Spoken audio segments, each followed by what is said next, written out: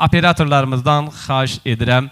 Bax bu masanın üzərində bu kitabları görürsünüz ki, çox xahiş edirəm. İri planda işıqlandırsınlar. Məhbubə müəlliməyə aiddir. Məhbubə Bəşir qızı Əliyeva. Bax bu kitablar haqqında da xahiş edirəm bir məlumat verəsiniz. Kitablar həm kamança sinifləri üçün tədris vəsaiti kimi nəzərdə tutulub, həm də bizim xor sənətinin inkişafına balaca bir töhfə kimi nəzərdə tutmuşam.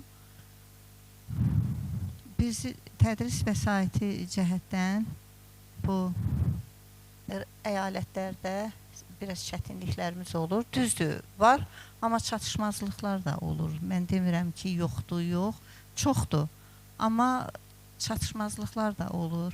Bu tədris vəsaitlərini mən də həmən nöqteyi nəzərdən öz şagirdlərimizə töhfə, musiqi məktəblərimizə töhfə kimi nəzərdə tutub, onları ərsəyə gətirmişəm. O ki, qaldı, orada 2 xor kitab, xor üçün işləmələri görürsünüz.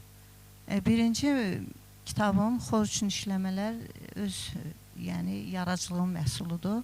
Həmin kitablarda Qarabağ şikəstəsi, bir də Durayağa Azərbaycan xor kompozisiyası var. Özümün akapella xor işləmələrim var.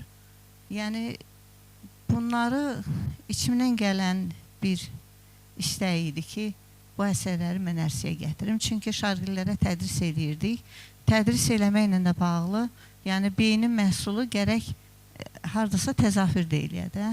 Böyle fikrində qala bunu, yəni işləməyəsən, bunun özü də böyük bir, nətər deyim, günah sayılır ki, öz biliyini kimlərəsə ötürməyəsən.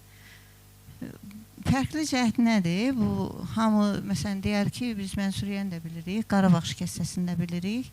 Bunun nə önəmi var idi ki, bu xor üçün işlənsin? Fərqli cəhət odur ki, mən orada instrumental hissəyə sözlər vermişəm. Və bu sözlərdə, məsəl üçün, Durayağı Azərbaycanda Səməd Vurğunun Azərbaycan şeirindən istifadə eləmişəm. Qarabağ şikəstəsində isə xalq bayatlarından istifadə eləmişəm.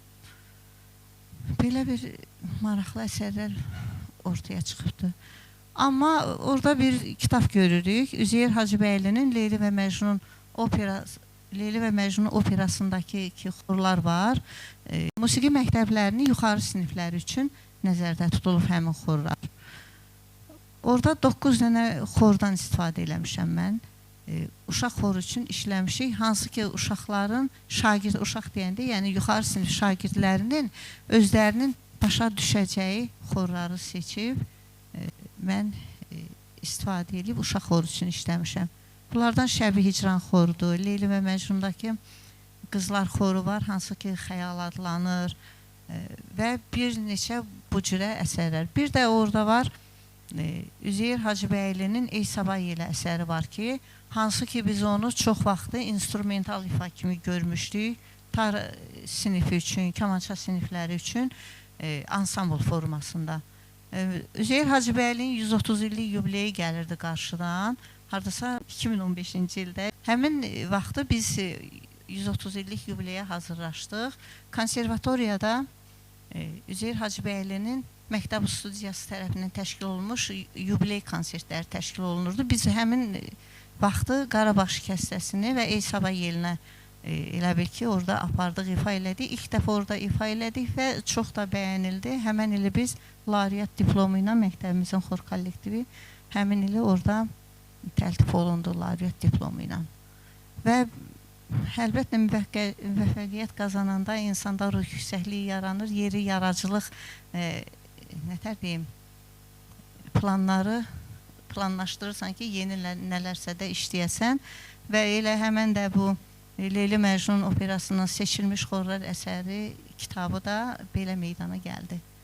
Buyurun. Özümün orada bir də var, şəxsi yaradıcılığın mənim mahnılar kitabım var. Biz bunu işğaldan əvvəl, çox-çox əvvəllər mən başladığım mahnıları kitab halına gətirdim. Orada bir Niskilli mahnı da var idi. Şam mənim. İyun ayında çəkildi. əvvəlində belə. 20 gün sonra da efirə getmişdi, səhv eləmirəmsə. Həmən orada, həmən mənim Şuşam. Hansı ki, orada çox niskirli notlar var idi. Allaha şükür ki, ondan sonra, zəfərdən sonra qayıtdıq Şuşamı yazdım mən. Təşəkkür edirik Məhbə xanım. Təbii ki, bu zəfəri, bu qalibiyyəti, bugün biz Qarabağın səsi verilişini belə fəxrlə, qürurla vurğulayırıq, danışırıq. Bunları kimlərə borcluyuq? Şəhidlərimizə. Siz məni qabaqladınız, yəni mən deyə gəlirdim. Bəli. Bu günlər biz burada sakit oturub çəkiliş aparırıqsa, Bəli.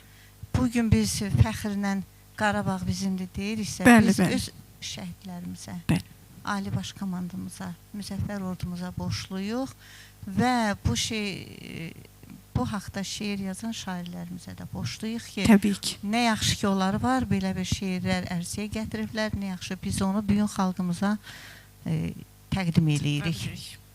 Buyurun.